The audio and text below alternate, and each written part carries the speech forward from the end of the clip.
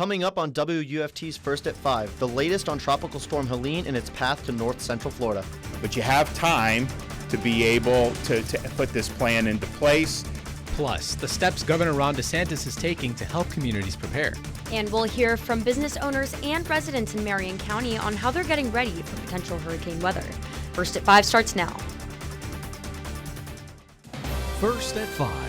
From the University of Florida's College of Journalism and Communications, you're watching WUFT News.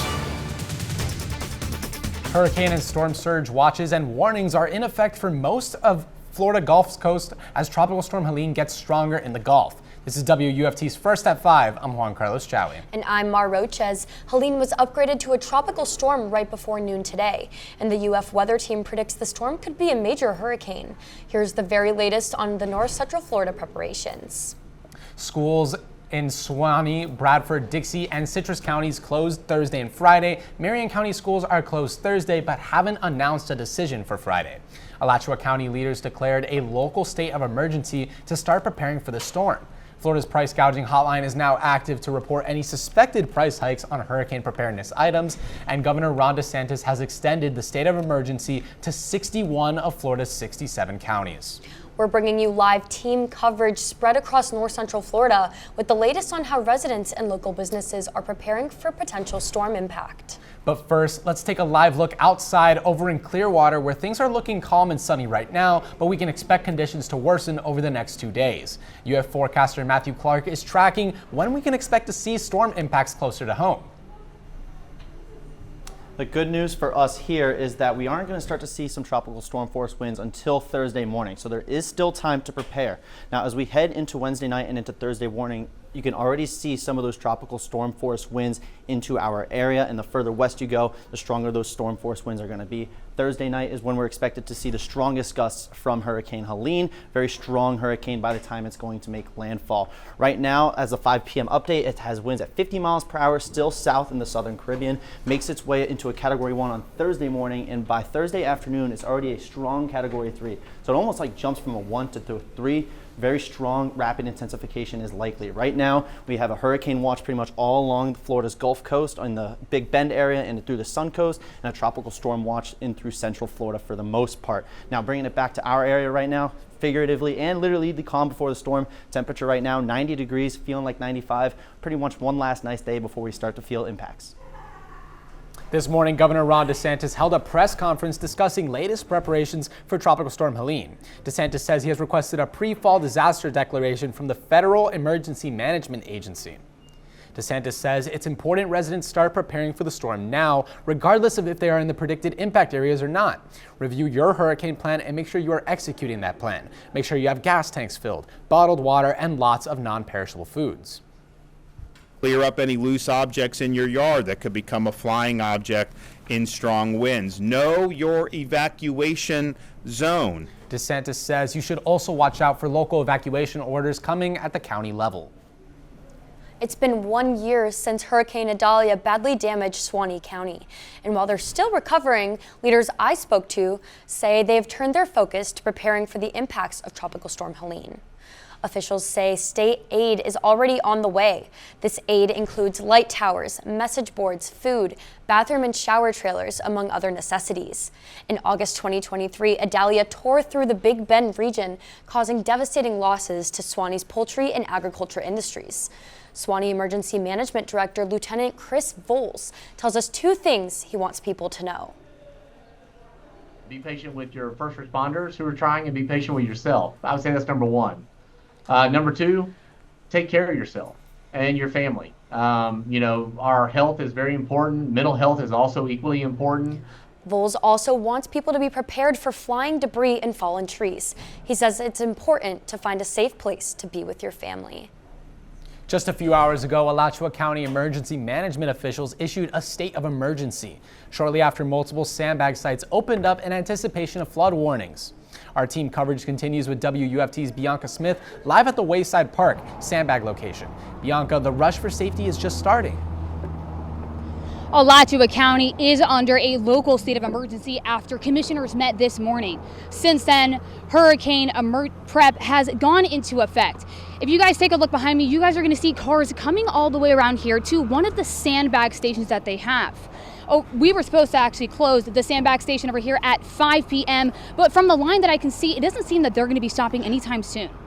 Since the sandbag operation has opened up, more than 200 cars have came by here to Wayside Park, and city officials say that people are allowed to take up to 10 sandbags per car.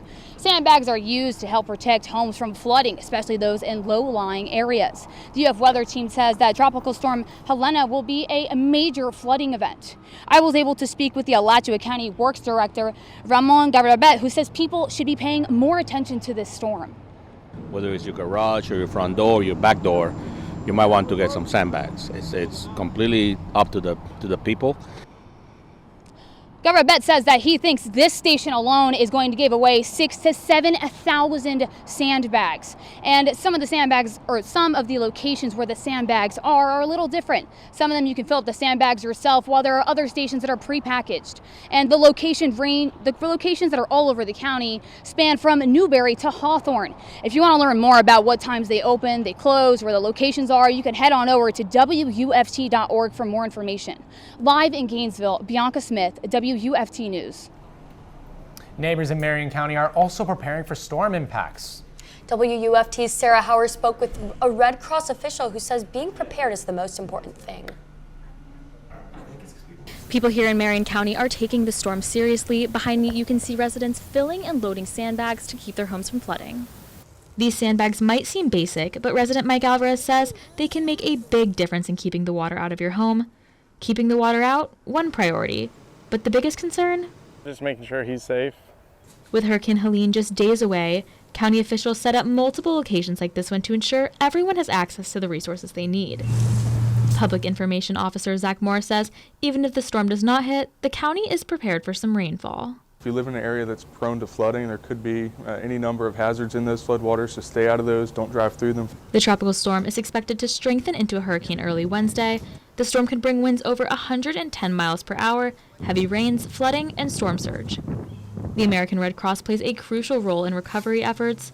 Red Cross CEO Christian Smith says being prepared is the most important thing. We're recognizing that the preparedness, how important that is to make sure people are prepared before the storms. It's Mother Nature. She has a mind of her own sometimes, so just be ready. Don't take it too lightly. As Hurricane Helene approaches, Marion County is prioritizing community safety and support to help residents prepare. Sarah Howard, WUFT News.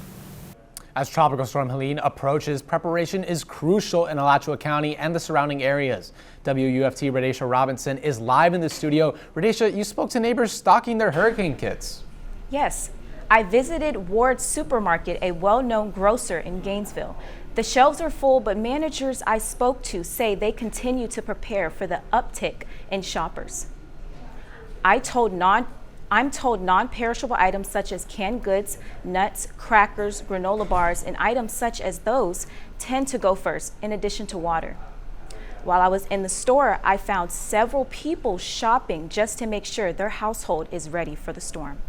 One person I spoke with says it can be a lot to think about, but since he's a Floridian and has experience with severe storms, he's confident in preparing that he can do his best.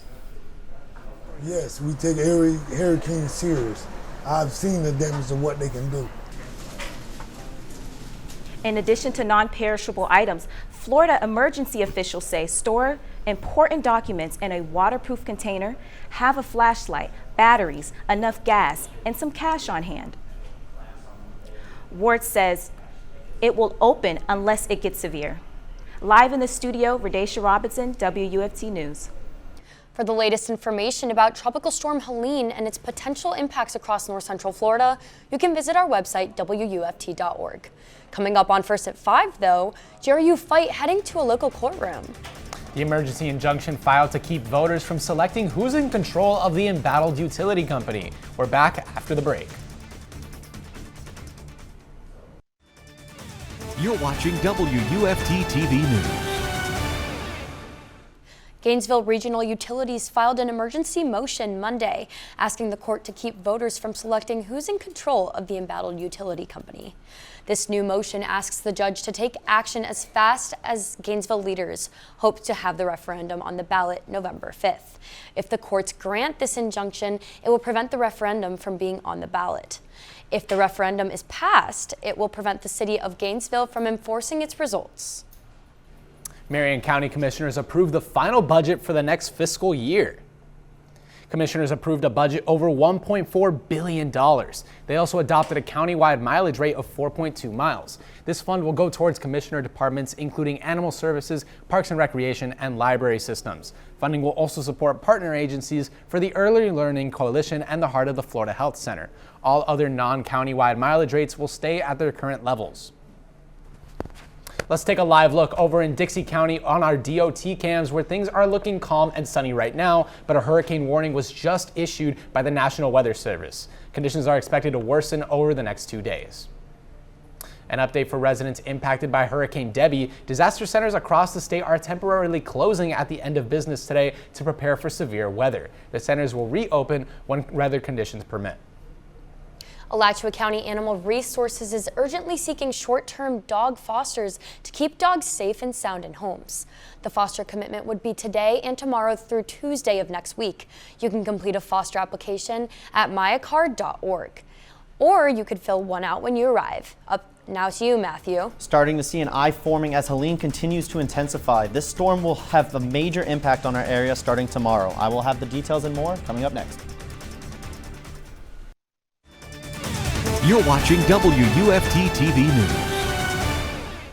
Tropical Storm Helene is still starting to try to find its organization and gain shape. Really large system on infrared satellite down here. Also, not a lot of clouds over the Gulf of Mexico. The sun is baking that already warm water. Can see some extreme intensification. Now, right now, it's not really organized just because Helene is over a very high area of shear, and shear is not good for the development of hurricanes. Now, as it moves its way to the northwest, and by Wednesday morning, you can see it starts to get developed into a Cat 1 and a strong Cat 3 as we head into Thursday afternoon, as it stays to the east of all this high area of shear, red being more shear and blue being less shear. Sea surface temperatures are also very high in the upper 80s and the mid 80s.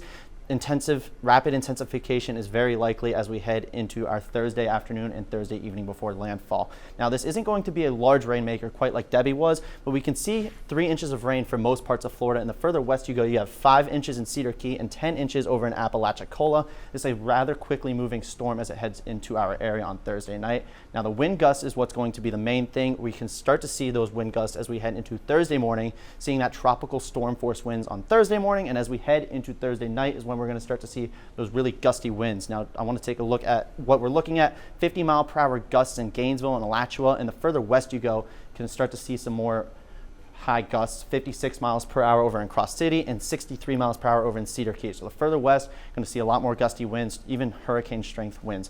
Now on Thursday as well, we are on the east side of the storm, so we can expect to see some spin-up tornadoes. These are short-lived tornadoes, rather weak, but we could see some long tracking ones as well, just a slight risk. We are under a hurricane warning now as of the latest 5 p.m. update, spanning from Apalachicola all the way down towards Fort Myers area, and we do have a tropical storm warning mainly inland in Orlando. Part of Alachua is also under a hurricane warning. Storm surge is also likely to reach 10 to 15 feet in the Big Bend region, and that can expand up through here in the Big Bend and down south, reaching up to possibly 5 feet as well. Now, to put it into perspective, I'm 6 feet, so that would be almost 3 of me as storm surge. So if you have assets on the coast, it's important to get prepared and start looking forward to that. Euro model right now, Wednesday at 7, strong category 1, and by Thursday afternoon, we're looking at a category 3, a lot of rain impacting our area on Thursday afternoon, most of that bad weather on Thursday night, and on Friday, we start to see some feet of rain bands along with Saturday as well. So the main takeaways, a major hurricane is likely going to impact our area as we head into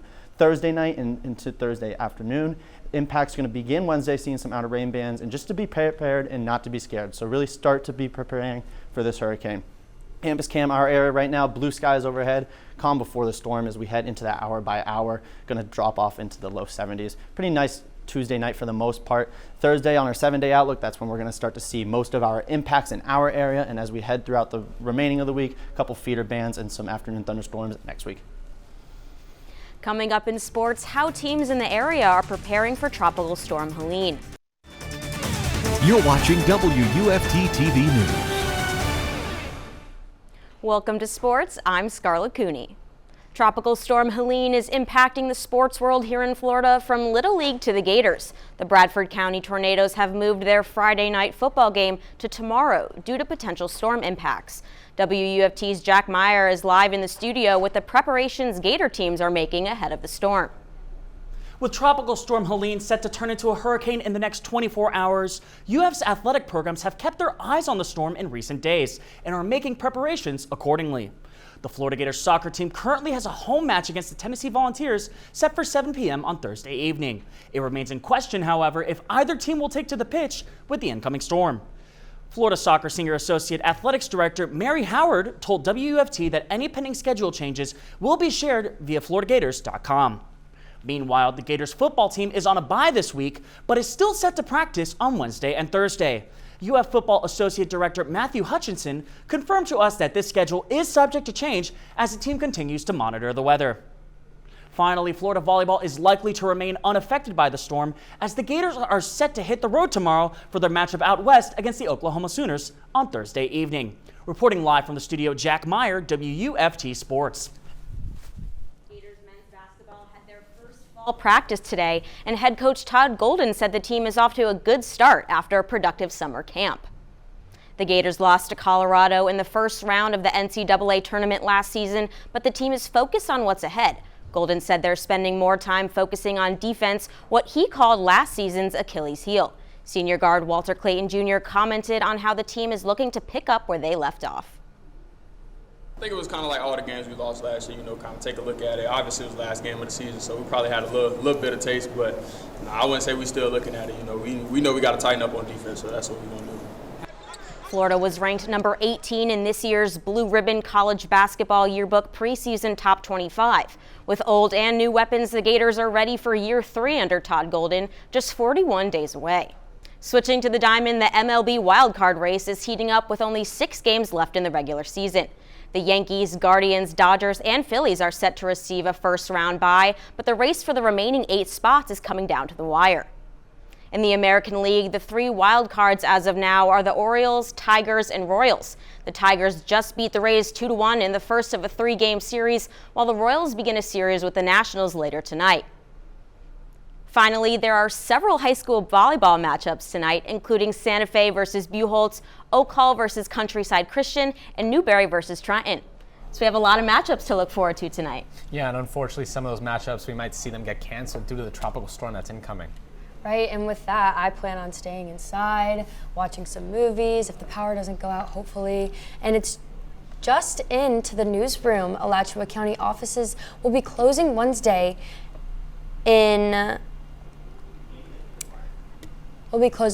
at noon in order for employees and their families to prepare for their homes for the storm.